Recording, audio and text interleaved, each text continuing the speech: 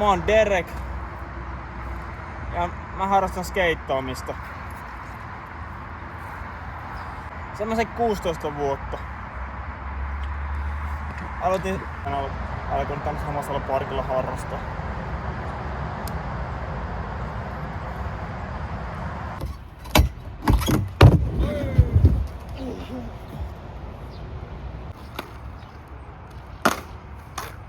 Vähän fronttikopaa sen.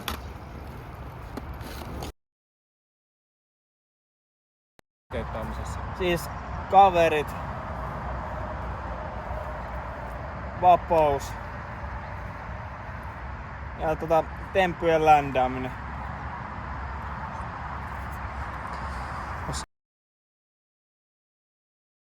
Ei se sillä ei oo kallis, jos miettii jokin muihin harrastuksiin, esimerkiksi jääkiekkoon tai muuhun, niin skeittaus on aika halpa harrastus. Tietenkin niinku dekki maksaa ja niinku, jos kompletella aloittaa, se on jotain 120, mutta niinku, se on sitten jollain 60 ja sitä alesta ja tälleen. Lutsomedo on aika hyvä kauppa.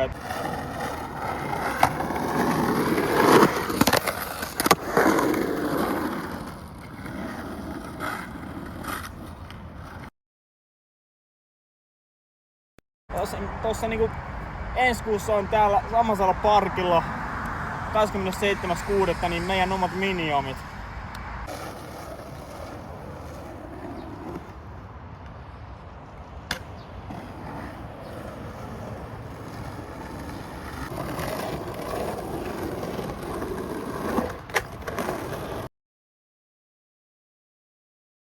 Siis tämmönen niinku, kun löytyy täältä niinku, tämmönen niinku tasapohjainen, niinku esimerkiksi tää Vanssin Old School, mikä mulla on nyt käytössä, niin tasapohjainen, niin kuuluu just tosta kääri.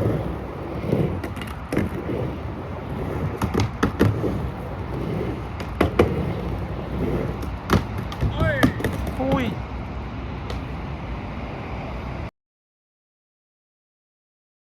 Viime viikolla siis tosiaan mulla on tällainen jälki, että löytyy rupeja, löytyy arpeja kaikista, mutta silleen niinku kun niitä tulee, niin se on vaan osa tätä harrastamista, että niinku tän parkin ja